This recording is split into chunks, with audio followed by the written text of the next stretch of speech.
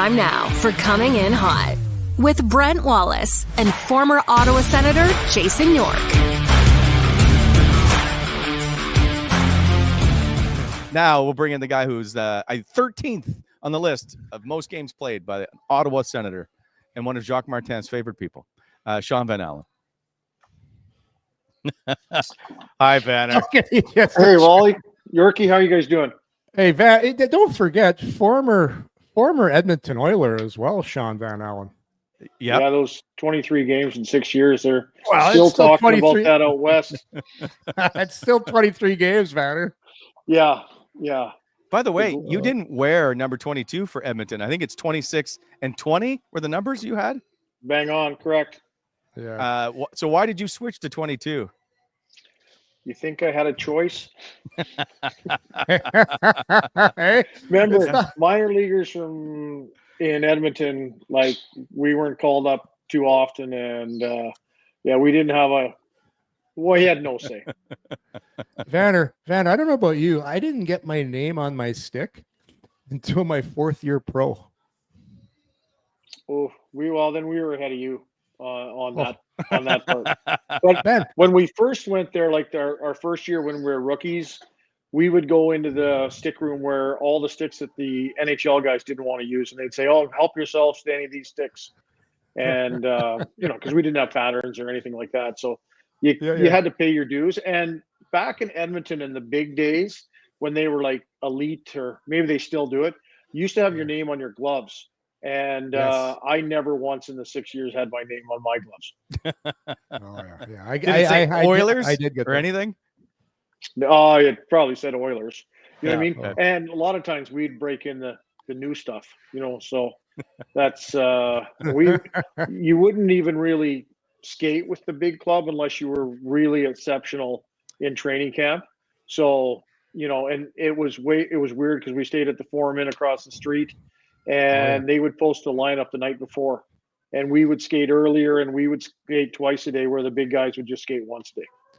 Vanner, how many locker, like when you got to camp in Edmonton back in the day, because Gretzky and all the boys were there, how many different so obviously the Oiler guys were there, had the main room. How many other different locker rooms were there? Like, because in Detroit it was slated, if you were in a certain locker room, you knew where you were going.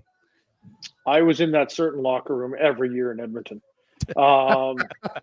There was, I won't forget it, because back when the papers were big back in those days, late 80s and the 90s, the headline on the sports page was Van Allen, Ing, and Curry cut. But no one had told us yet that we were cut. And when we went to the rink, and like, you're already like, you know what I mean? You're going to the rink and you're just waiting for your plane, but they didn't cut us that day, but it was just a matter of time. And so I don't know how, they obviously didn't jump the headlines, but maybe just a hair. I got a question from a guy in the chat I want to get to before I forget it. Steve from Ottawa. Vanner, I remember playing against him in his NCBL ball team, which is that the one that include Don Brennan? Yep. Okay. He purposely threw at one of my teammates' head. Teammate was mouthy, and a shoving match ensued. I sat on the bench watching. Do you have any recollection of this? Any comments? Any comments? Well, I don't know if I would have thrown at his head. It's not like I wouldn't have thrown at people. But yeah, that's just the nature of the. Okay. I'm not sure what I like. It'd be a long time to ago. Me. Yeah, it's been a long time. I definitely, if I threw at someone now, it would you wouldn't have to worry about anything. But no, it was probably I don't know, just being competitive. I don't imagine I threw at his head, but I would have probably thrown inside. I can remember you and Don Brennan talking a lot about ball when you were here, if I'm not mistaken. And Terry Marcotte calls it baseball, so that kind of eliminated Terry from the team. I think it's his birthday today. Oh, it is. Oh, happy birthday, Terry. Terrell, happy birthday. Okay. Yeah. Since you are a former Edmonton Oiler, also well known for your defensive game, my question is, how do you slow down Conor McDavid if you were in charge? Wow, that is a great question. Well, I guess you do what Montreal did last night. No, because I thought Edmonton had a lot of scoring chances last night too. It's really tough. I think it takes 5 guys to possibly try and shut him down. No one probably skates with him, so it's like you're kind of passing him off. And if you can deny him the puck, it's probably a nice head start on the matter. But for the most part, he's going to get the puck at some point in time. I don't feel like he's shooting the puck like he was, say, even a year or 2 years ago. He's looking to pass a little bit more. But what I noticed last night in watching some of the Montreal game is, man, he was frustrated early. Like, how many times did you see him slam a stick against the boards during the play after they missed a couple scoring chances? And you can feel the frustration building. So if you can capitalize on that, if you're an Ottawa Senator in the first period, you can somehow shut him out. And that to me means also staying off the, don't give him power play chances, because that's when they really take over. But that first period, if you could just try and build the frustration, maybe it can carry through for a little bit longer. I don't know how much you've watched the Oilers this year, Vanner, but everybody was predicting them to be one of the top teams in the league this year and have a good chance going to the finals again. What do you think's going on there? Like, what do you think's the problem? Why they're struggling? Well, I went to Dallas the year after they lost in the Stanley Cup final. Yeah. I believe that was in 7 games too. It's when you've been in those long playoff runs, I find sometimes the regular season for these guys who've played a lot of playoff games, it's not as important. They're just waiting for the playoffs. Now you have to get to the playoffs, but there'll be games where, the coach is trying to do everything to motivate the guys, but they just don't have it in them that night. And it's just kind of a throwaway game. There's a reason you play 82 games. And if you haven't played, it's hard to understand from the coach's side, because every game is important. But for players, they're like, wow, we got to go through 82 of these to get ready for the playoffs. And I think sometimes your motivation is lacking a little bit. And then also some of those guys in the playoffs, Mark and Brown, they had, great playoffs, especially in the Stanley Cup final.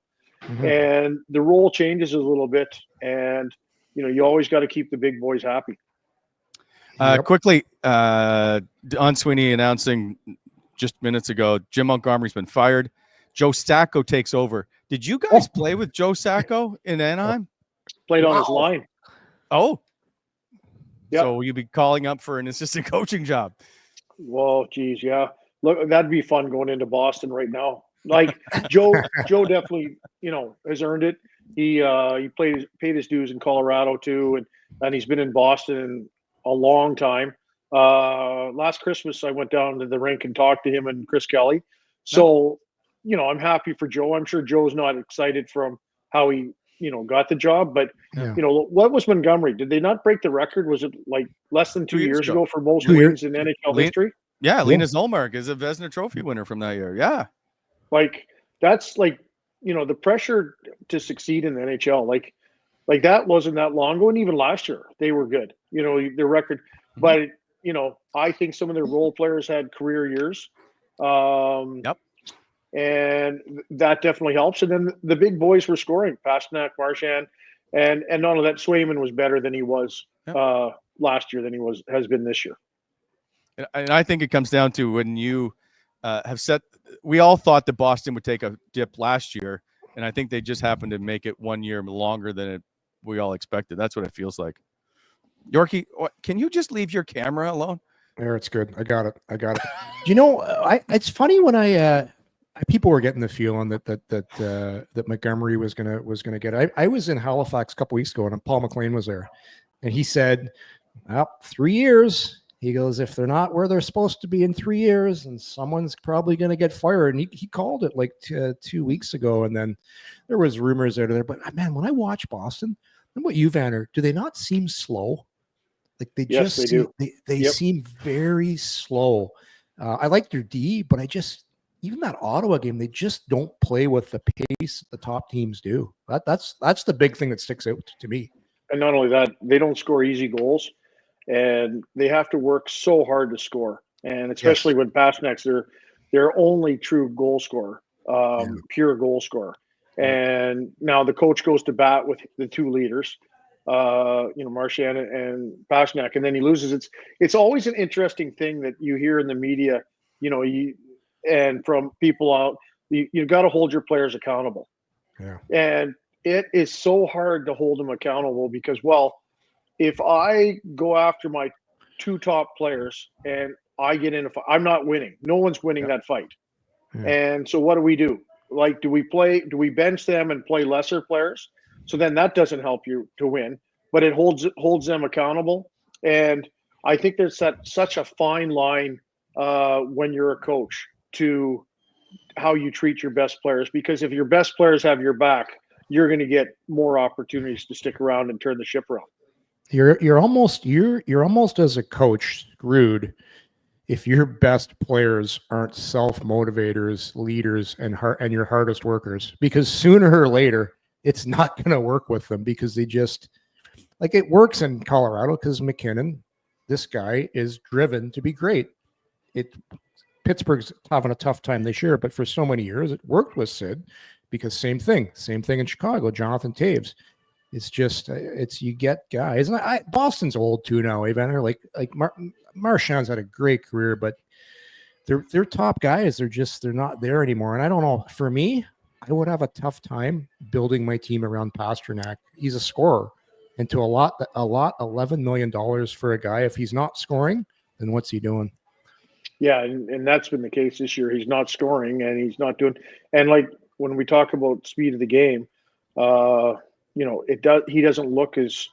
But when he's scoring, he's got a little bit of more of a jump in his step as he does, as anybody does. But Boston is just working really hard, and they're working harder than they have to, and they're not getting anywhere close to the chances and the results they have in the past. I want to move on just quickly because I don't want to take all your time, but I talked to Jacques Martin today. So, and before I tell him what he said about, or tell you what he said about you, I'm curious what your thoughts are on Jacques Martin. Well, it's, I hold a special place in my heart for Jacques. When I got traded here, our son got diagnosed with, they called it something else, but it's just, he has autism. And my wife called me from California with this diagnosis. So I'm here by myself trying to fit on a new team. First time I ever got traded. You can ask Yorkie, the guy sitting, on the plane. I'd never been traded before. So it was a new experience for me. For those who don't know, Yorkie and Vanner were traded together from Anaheim. Yeah. And we didn't even come to Ottawa. We went to Lake Placid. That's right. Yeah. So it was, we were trying out for the U.S. Olympic team, but they didn't have us because we were Canadian. But no, they're having a mini training camp or something like that, Wally, in Lake Placid. So we went there, and then not shortly after, I got that phone call, and with the adjustment of trying to play for a new team, trying to impress a new team, and then having that going on. So anyway, we got Colleen and Aaron and Haley out here, as quick as we could, but Jacques had a lot of patience, and it takes time for role players to earn the trust of their coach, and it doesn't matter what the coach is. It just takes some time, and it took some time. And Jacques had patience with me, and that was a big help for me. And I got to spend 6 great years here. It's funny you say that. I thought, Vanner, too, you really bonded with Craig Ramsey. Like I thought you guys had a special kind of bond going. Yeah, Rammer was a great guy. I still remember this. He cornered Bruce Gardner and Denny Lambert and I one day, and he said, I want you guys to go in and talk to Jacques and tell him you want more ice time. And I was like, what? He goes, yeah, I'm telling those guys, you guys need to play more. Now you guys need to step in there and tell them you guys need to play more. Can you picture going into Jacques' office and say, hey, Jacques, yeah.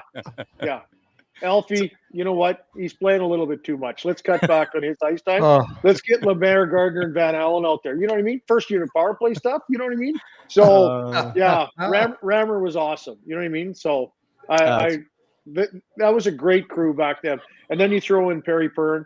That was quite the coaching staff, that we had. And we had a lot of respect for those guys. And we all knew how to play. If we didn't play that way, we weren't going to win. And we knew who we are, and that's why we were so successful. Wally, we used to, and this is no word of a lie, we practiced, and we saw this last year with the Senator. Jacques made them practice line changes. We'd have to do the line change drill, but it was to the point so specific that Jacques, we used to do these chip drills. I'll never forget this because you remember this, Vanner. Jacques had that old Peter Forsberg wood stick, and you had to skate by Jacques, and you had to chip it exactly 2 feet off the boards. And if it wasn't perfect, he'd make you do it again. Then you had to go dump the puck in, and it was no cross corners. It was hard around in the glass or a soft chip, and there were no and ifs or buts. It had to be that way. So our details, Vanner, we just out detailed everybody to death, in my opinion. Oh, for sure we did.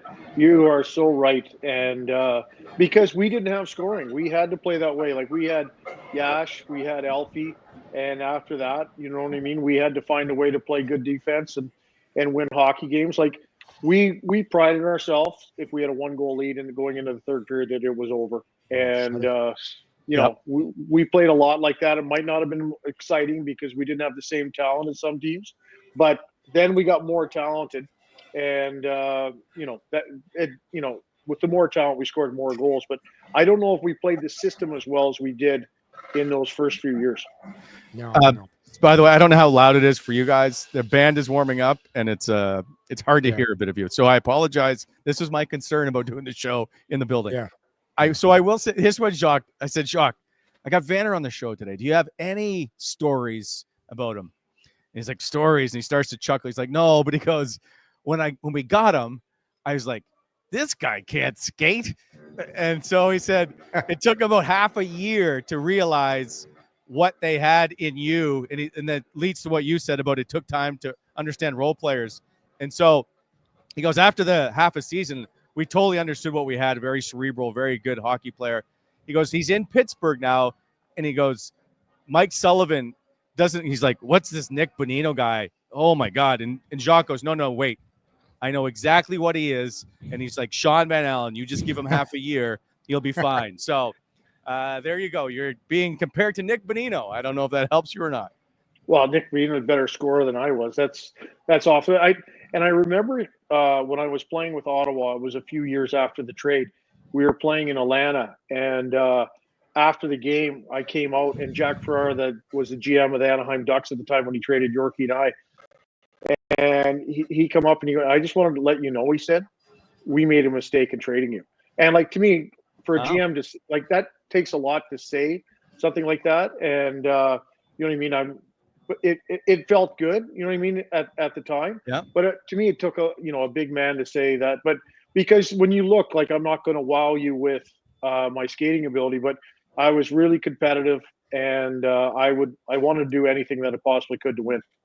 So Wally just threw out the Nick Bonino comparison, Vanner, and I always find myself, I use you as a comparison a lot when guys come in and their goal scorers, because people forget. Well, you know this. Vanner led the American League in scoring, 100-point guy. So Adam Twice? Gaudette. No, was it not twice? Was it twice he won the scoring title? No, once? Just the once. Okay. Once.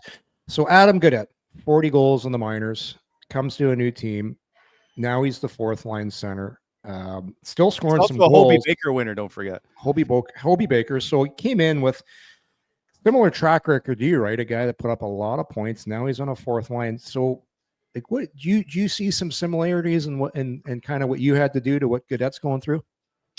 Probably a little bit. He obviously shoots the puck way better than I ever shot the puck. And but you had the old coho. You had the old cohos, Vanner, eh? The old silver fibers. Oh, would love to have those. Bring them back, fellas. You know what I mean? That would make an old fella happy. But yeah, it's he gets to play the power play. I didn't really get to play a whole lot of power play. But yeah, it's similar. You know what I mean? But yeah, he definitely shoots the puck. You don't get the same minutes. You don't play with it's tougher to put up points when you're playing between 10 and less minutes. And but good on him. He got on a little streak there with scoring goals. The puck was going, but he works really hard, and that is a credit to him. And you're happy to see a guy like that succeed. Vanner, I tell this people about defensemen. If you're playing, because for defense, the magic number is around 16, 17. If you're under that, you feel like crap and you're not into the game. And to me, it's an art form to play limited minutes and play and contribute. How hard is it when you're on the fourth line and you're playing 10 minutes? Well, because the bike ride's coming after the game in Ottawa, so that's the hard part. You know what I mean? Like you still got to focus on the game, but if you don't play 12 minutes, you're going up there and seeing your name on the board that you got to ride the bike, and then you see guys walk by in a suit, and you're doing sprints. It really makes you really happy and really proud. You know what I mean? Like I'll never forget Kevin and Neen and Andre and I were riding the bike, and Dino says. Banner, what do you do with this bike? Like, I can't get I said, well, the tension was like 600, watts or something like that. And he couldn't move it. So, but yeah, those were it's hard because like you have to stay in it. Like you never know, like you might have to go take a face off in overtime, or you might have to take a face off in the last minute. Maybe you've had one shift, maybe you've had two shifts, but that's just part of being a pro.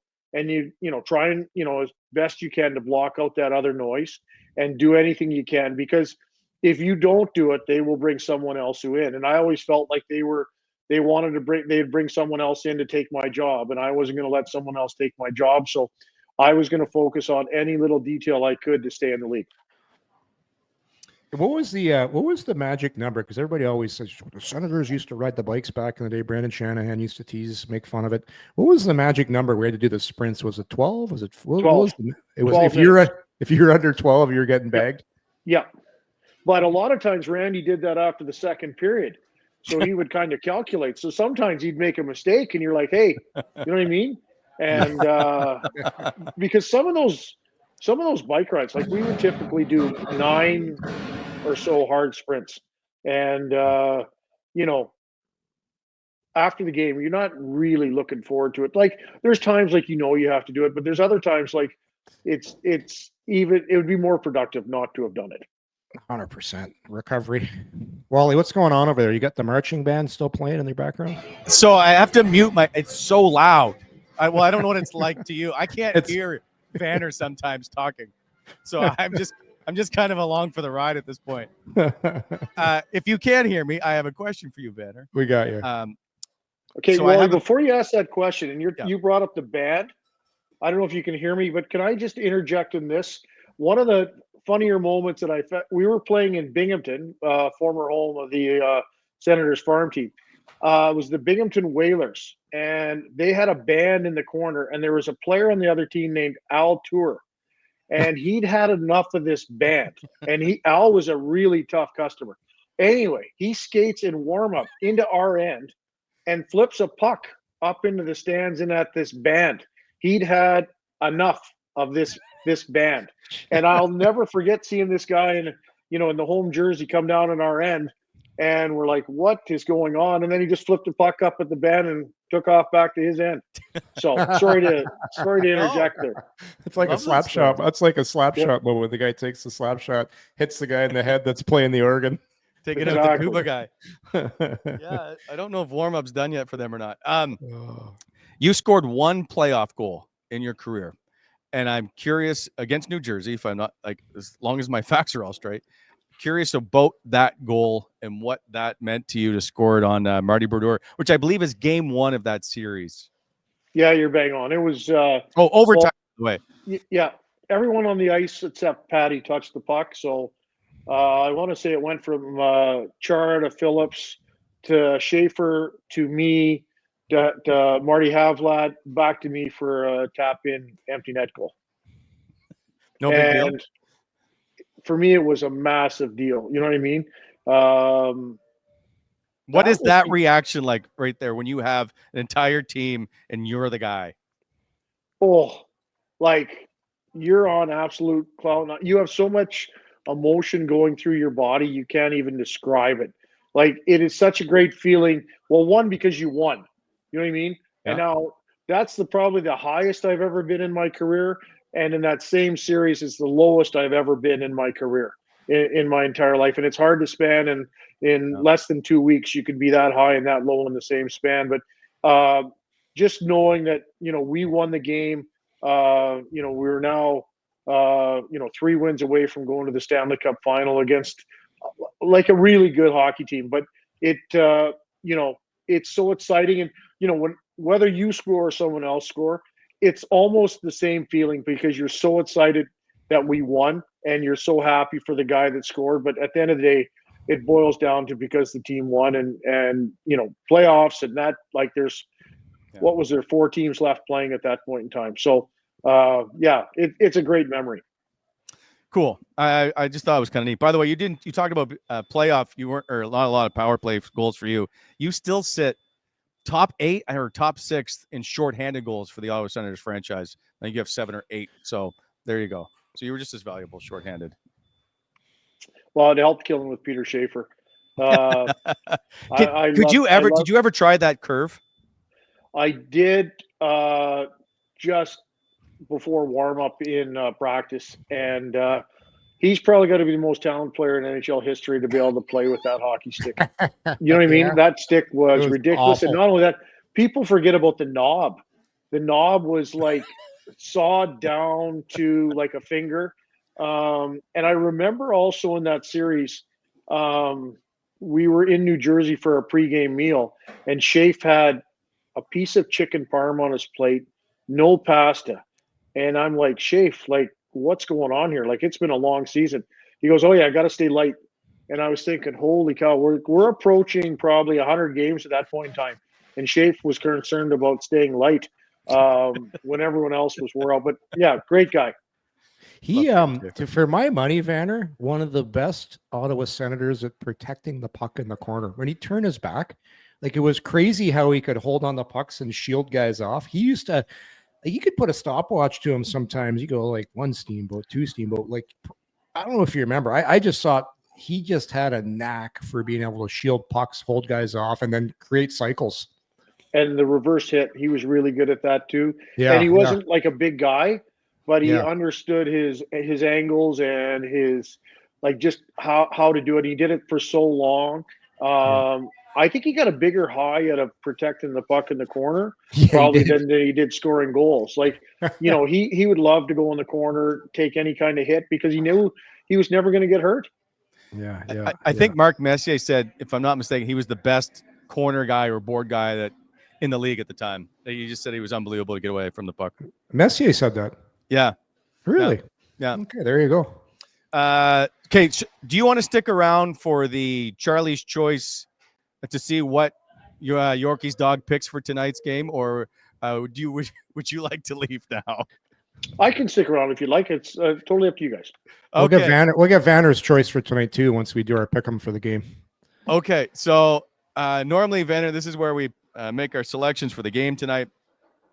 We have a new segment where Yorkie uses poor Charlie the dog for his own entertainment to make a choice. So here we go with Charlie's Choice.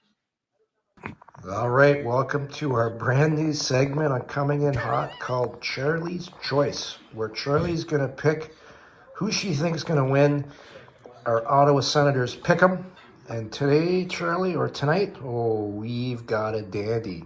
Check this out, Charlie.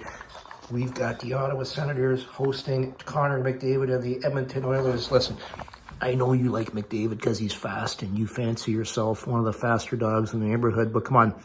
People need to know, Charlie, who do you pick to win tonight's game? Is it going to be Ottawa or Edmonton? Who do you got? There she goes. Oh, boy. Without hesitation, she's going with the Oilers. I don't know if people are going to be very happy with that, Charlie, but hey, a dog knows what a dog knows. So take it from Charlie. She's going with the Oilers. Well, I don't know. Is Charlie going to be back for a second now after picking Oilers? Listen, I did a couple takes, and well, she's quick. She likes McDavid. What can I say? That's. I don't know what.